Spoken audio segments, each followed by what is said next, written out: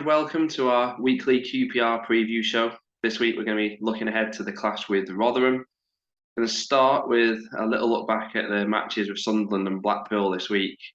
Now, we said on last week's show if we got anything less than 3 points, it was going to be a bad week. We only got one, and even that was daylight robbery, if we're honest.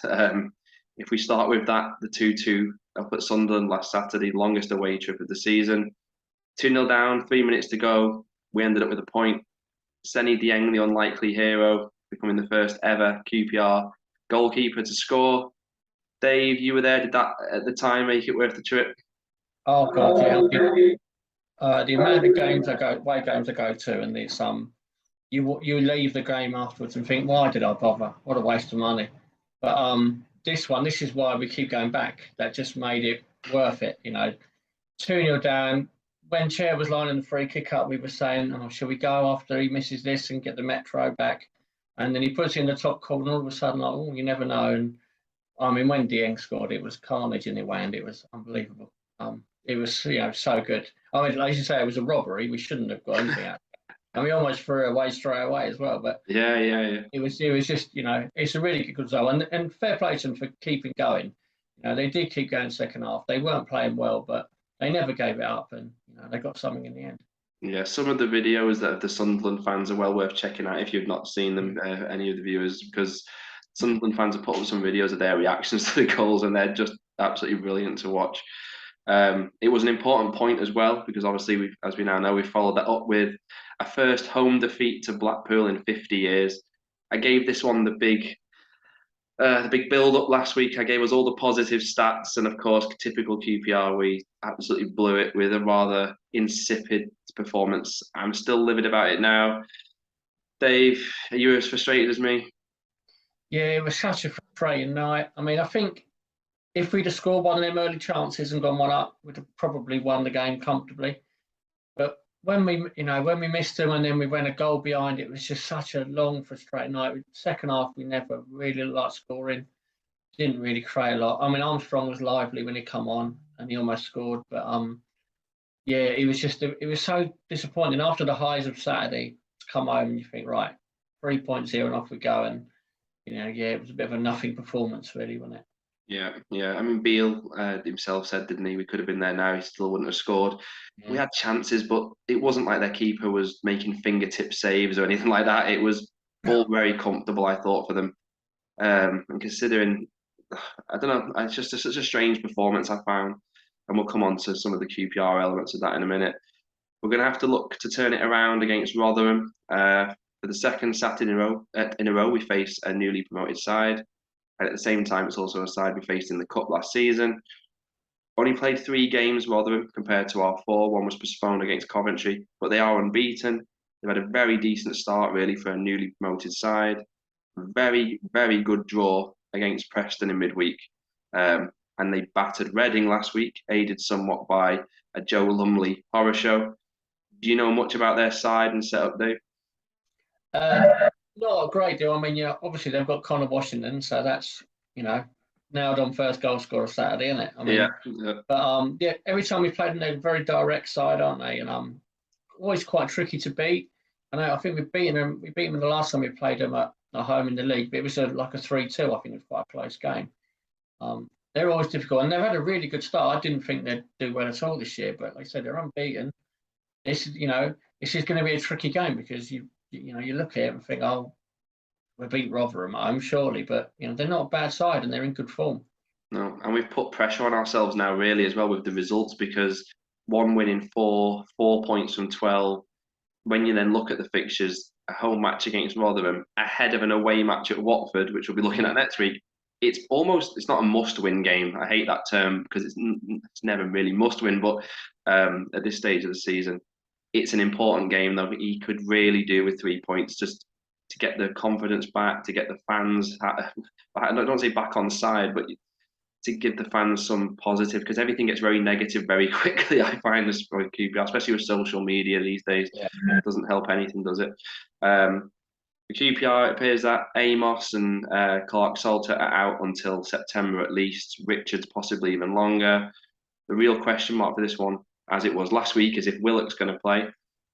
He'd suggested last week he could make Sunderland. He didn't even make it on the bench for Blackpool. So it's up in the air again whether we can trust whether he's going to be back for this weekend. Do you expect him to start?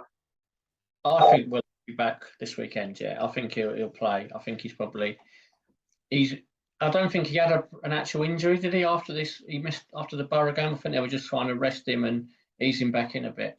So I think he'll start. I think there'll be a few. I think there might be some changes. I mean, I wouldn't be surprised to see Roberts start up front with Willett coming in and maybe Dykes drop to the bench. Might give us a different dimension to our attack. But yeah, I mean, I think we need Willett to start, definitely. Yeah.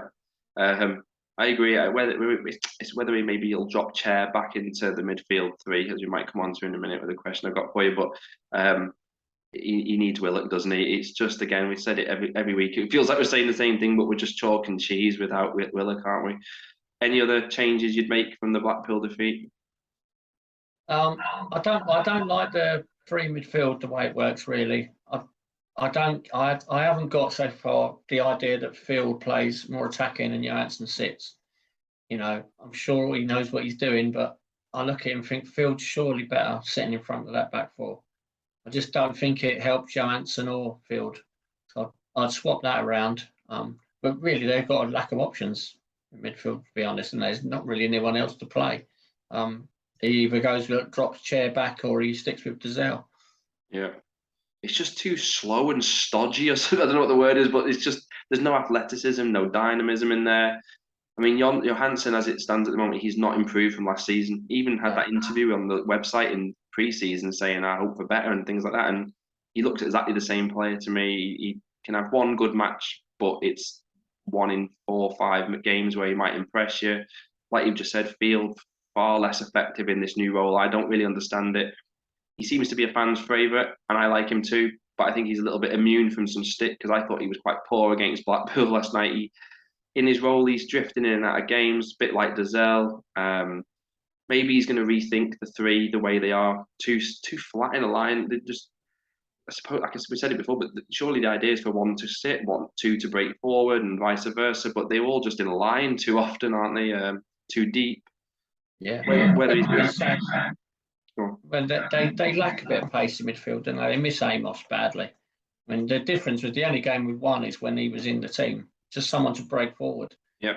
They really miss that.